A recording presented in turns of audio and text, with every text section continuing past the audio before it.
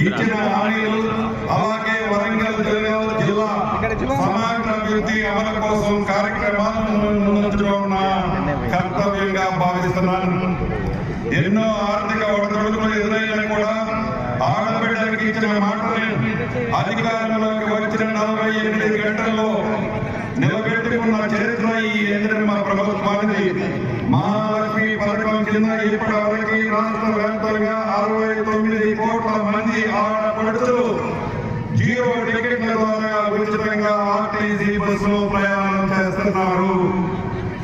మన వరంగల్ జిల్లాలో కూడా లక్షలాది మంది ఆడబిడ్డలు ఉచితంగా ప్రయాణం చేశారు.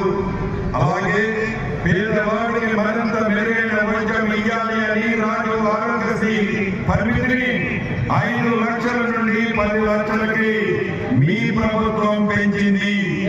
200 యూనిట్ల వరకు ఉచిత విద్యుత్తుని వినియోగించి అర్హత కలిగిన కుటుంబాలన్నిటికీ గృహలక్ష్మి పథకం ద్వారా ఇప్పటికే ఇవ్వడం జరుగుతుంది.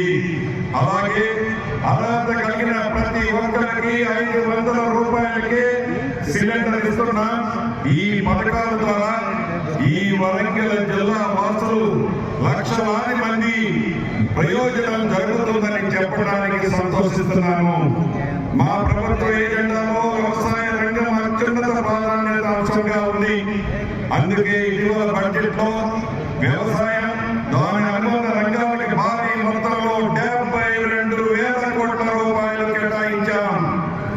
ఎన్నికల సందర్భంగా ఇదే వరంగల్ పట్టణంలో రైతు డిక్లరేషన్ లో మన